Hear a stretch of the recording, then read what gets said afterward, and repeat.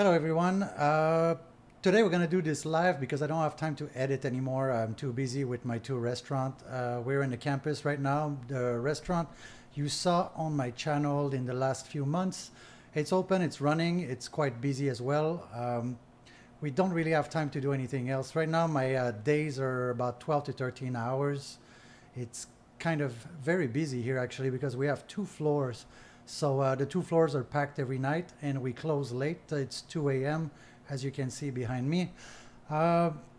Business is good. I'm very happy with the result of what happened here. A lot of it's a restaurant designed for it's next to university, so it's designed for the students to come here, affordable prices, and the plan was to pack the place completely so I could make money like this, like smaller profit but more volume. So that's the way I went, and it's paying off. It's doing quite good.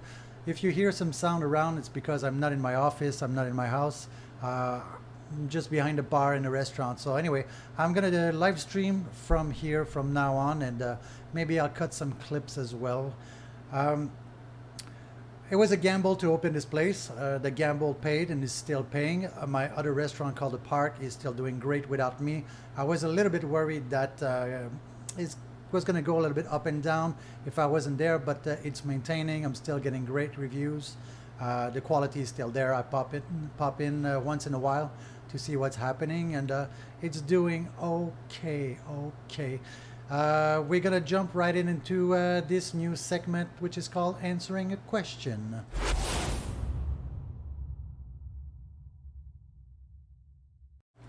All right, the question is from Adilet Saralinov.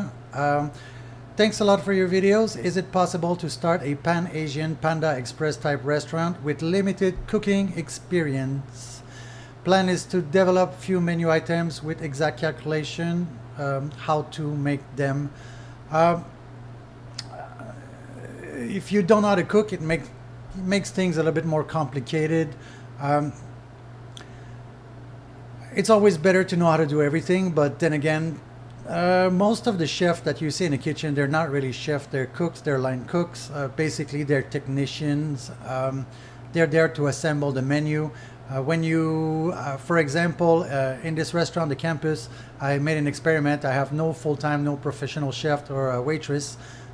All my staff is students. They're all part-timers, and I make it work. However, I can cover the lacks of skills or knowledge from my workers. What you want to do, it's possible to do it, to be honest with you.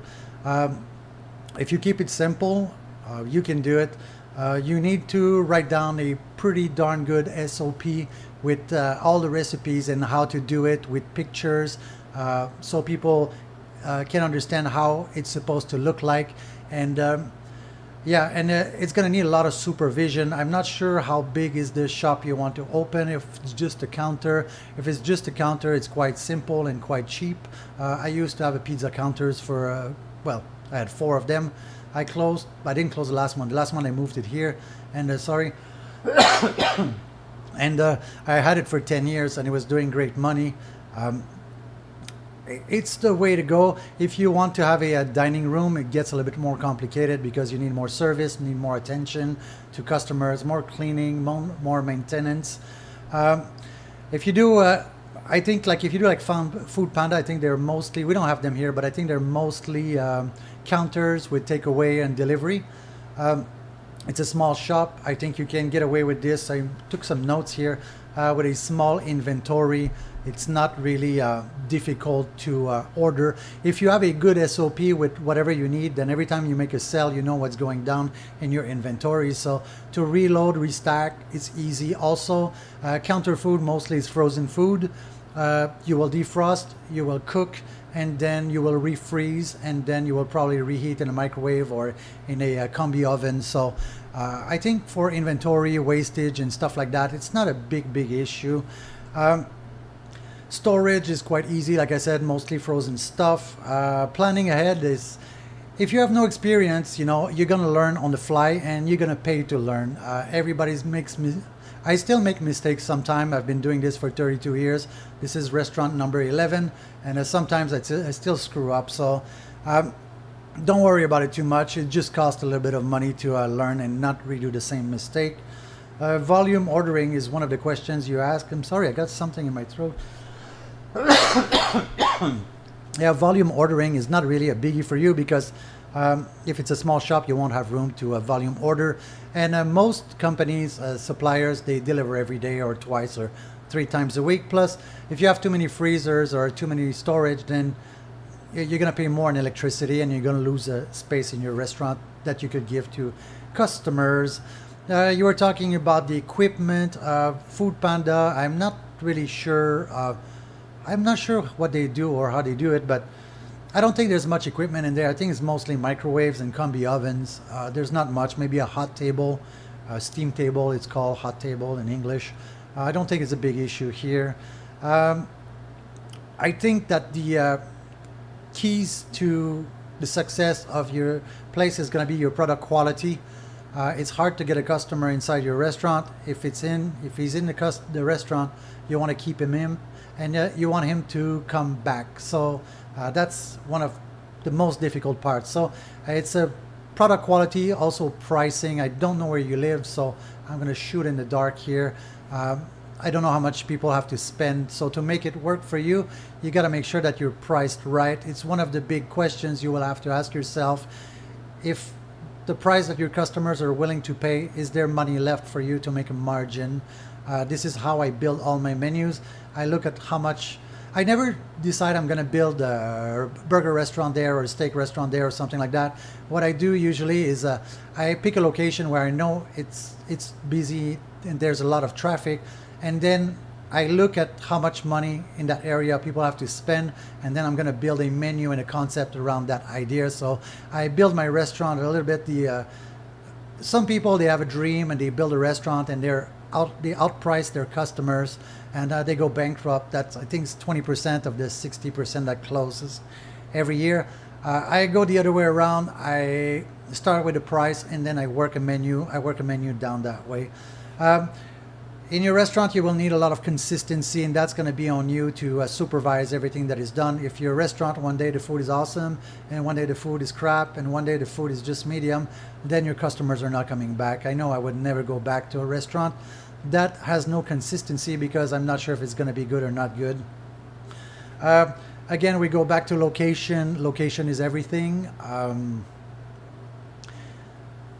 You have some restaurants that are destination, but it's your first experience, so I don't think you're going to be a destination because you have no, how to say, very sorry about this. You have no reputation points, so people are going to try you. They're not going to go find you. It's a little bit different here. And the other thing here, the most important, is customer experience. It's difficult, it's complicated. Talking to customers is not like talking to your friends. You can't be Mr. Cool. You need to have authority. You need to be able to negotiate emotionally with your customers. When people say that customer is always right, I don't think that's right, but you're going to learn something while you're going to do it. You're going to make your customer think that he's right even though he's wrong. So, for example, if I don't know, if he says, I want marmalade on my toast, and you don't have marmalade, well, then you have to work it out with him in his mind to make him understand that maybe applesauce is better than marmalade, and your applesauce is special. I don't know. Anyway, that's going to come with experience. Like I always say, I probably have the best 2-minute conversation on this planet. Customer comes in, make him feel comfortable. He sits down, help him with the menu, suggest some items, go back, revisit him, make sure everything is okay. And if it's not okay, then adjust. If it's okay, then send a little something, a little drink or ice cream on top, especially if it's a first visit. Have a little chat with him or her, and you build a relationship with your customers instead of just being a come in and get out. But then again, your concept would be more like a Panda Express, so I'm not sure how much relationship you can do with your customers. Customers pop in, pop out. It's very, very different. I'm going to drink some water because I'm really...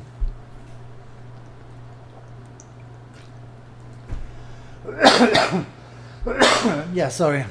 It's 2 a.m. My voice is shot. I'm a bit tired.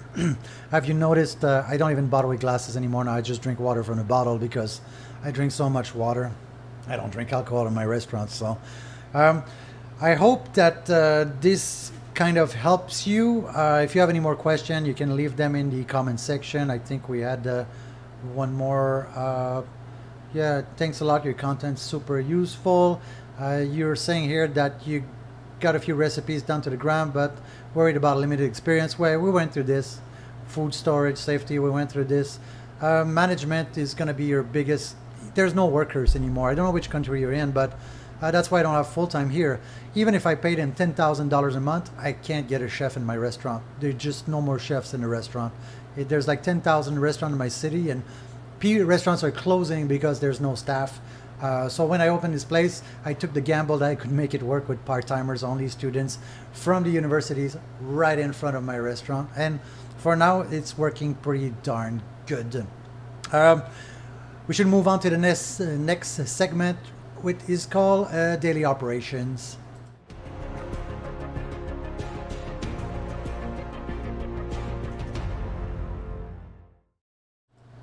All right, we're back. You were asking about daily operations. Daily operations is the most important thing in your restaurant. Um, Everything goes through that. When you're going to open your place, right, you're going to think that it's all going to work out in a certain way, but it's not going to open. It's not going to work out that way. It never does. I'm experienced. I have dreams and ideas, and when I open the door, 3 weeks later, we change everything. Like we change the holiday. We close one day a week, and we changed the holiday. It used to be Sunday, and now it's Monday, because it's just better. So you're going to have to adapt. Your staff management is going to be crucial because customers don't forget bad service. They don't forgive bad service. Most of my, I'd say the limited amount of negative reviews that I get on Google, whatever, is because of service. And then I have to pay a lot of attention to this.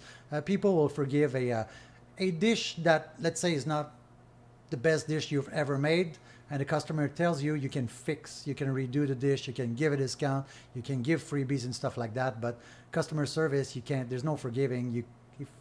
If your staff is screwing up, you're screwing up yourself. That customer is gone. He's never coming back, and he's telling his friends that he's never coming back.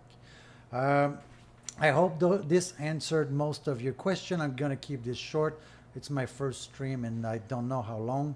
So anyway, that's that for today. And if you guys have any questions, you can ask in the comment section, or you can ask in the chat if you're interested. So anyway, catch you later.